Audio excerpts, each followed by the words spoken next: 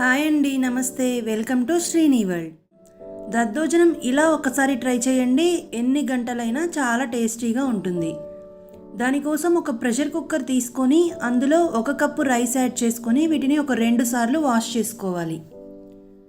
ఇలా వాష్ చేసుకున్న తర్వాత మనం ఏ కప్తో అయితే రైస్ తీసుకుంటామో అదే కప్పుతో 3 కప్పుల వాటర్ యాడ్ చేసుకొని మూత పెట్టి మీడియం ఫ్లేమ్లో 3 విజిల్స్ వచ్చే వరకు కుక్ చేసుకోవాలి. 3 విజిల్స్ వచ్చిన తర్వాత స్టవ్ ఆఫ్ చేసుకొని ప్రెషర్ పోయాక మనం మూత తీసి చూస్తే మనకి రైస్ అనేది సాఫ్ట్గా కుక్ అయిందండి. ఇప్పుడు ఇదే రైస్ని గరిటెతో వీడియోలో చూపిస్తున్నట్టుగా మ్యాష్ చేసుకోండి. ఎందుకంటే మనకి దద్దోజనం అనేది సాఫ్ట్గా ఉంటే బాగుంటుంది కాబట్టి ఇలా మ్యాష్ చేసుకోవాలండి. ఇలా మ్యాష్ చేసుకున్న తర్వాత దాన్ని ఒక బౌల్లోకి ట్రాన్స్ఫర్ చేసుకోవాలి. ఇప్పుడు ఇందులోనే మనం ఏ కప్తో రైస్ తీసుకుంటామో అదే కప్పుతో 2 కప్పుల కమ్మటి పెరుగు, 1 కప్పు కాచి చల్లార్చిన పాలు యాడ్ చేసుకొని బాగా మిక్స్ చేసుకోవాలి.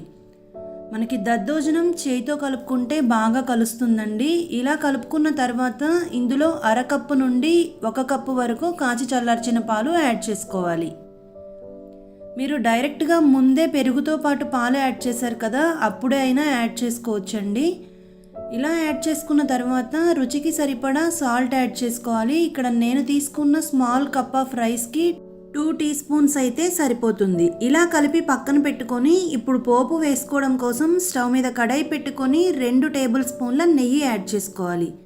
ఈ నెయ్యి ప్లేస్లో కావాలంటే ఆయిల్ కూడా యాడ్ చేసుకోవచ్చండి, బట్ నెయ్యితో టేస్ట్ బాగుంటుంది.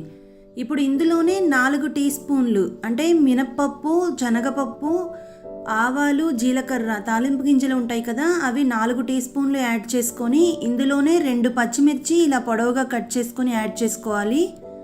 అండ్ 2 టేబుల్ స్పూన్ల జీడిపప్పు కూడా వేసుకొని 1 టేబుల్ స్పూన్ సన్నగా తరిగి పెట్టుకున్న అల్లం అండ్ 3 ఎండుమిర్చి ఇలా తుంచుకొని యాడ్ చేసుకోవాలి. వీటిని ఇలా కలుపుకుంటూ దోరగా వేయించుకోవాలి. ఇవి వేగుతుండగా ఇందులో 1/2 టీ స్పూన్ మిరియాల పొడి, 2-3 రెమ్మల కరివేపాకు వేసుకొని తాలింపుని బాగా వేయించుకోవాలి.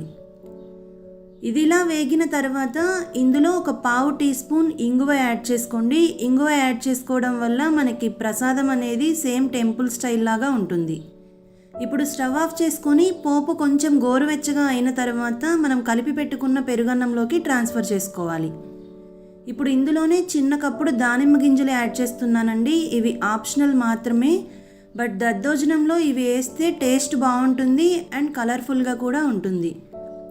చూసారు కదా, మధ్యం దద్దోజనం అయితే రెడీ అయిందండి. దద్దోజనం ఇలా ట్రై చేశారంటే చాలా కమ్మగా ఉంటుంది. ఇంతేనండి ఇవాల్టి ఈ వీడియో మీకు నచ్చినట్టయితే వీడియోని లైక్ చేసి కామెంట్ చేయండి. మీ ఫ్రెండ్స్ అండ్ ఫ్యామిలీకి షేర్ చేయండి. Thank you.